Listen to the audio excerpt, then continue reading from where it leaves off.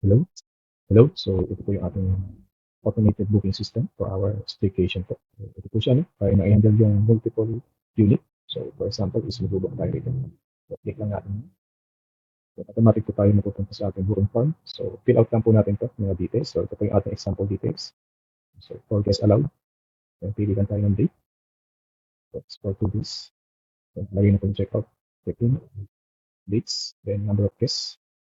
Kapag sumobra po tayo, then sa allowed na po, automatic po siya mag-add ng extra weeks. Sumobra po tayo.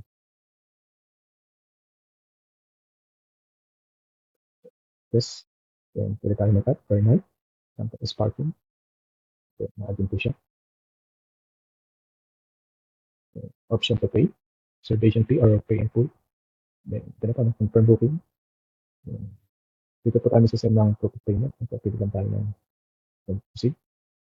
Then, pwede lang natin i-upload yung ating proof of payment. Then, once na-submit natin yung booking, automatic po siyang magsasave sa ating backend system sa Google Sheets. Then, kapag siya sa Google Sheets yan, pasok po siya rito sa ating. Then, meron tayo dito ng management.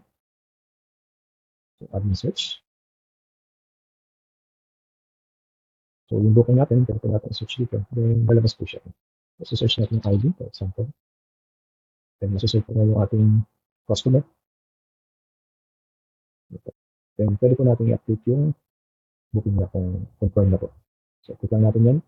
Then, automatic po yan masasend yung booking confirmation sa ating customer. Check po natin.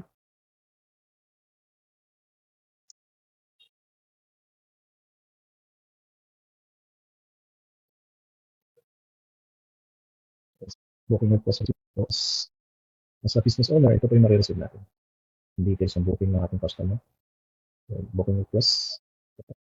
Makakatanggap po yung nag-book. Ito po yung makatanggap niya. And then, yung booking confirmation. So, ito po yung marireceive na booking confirmation. Then, malagay po lahat ng details dyan. Then, meron din po tayo itong dashboard. So, dito po natin makikita lahat ng analytics ng ating business. So, ito, aming bookings, revenue, balance due.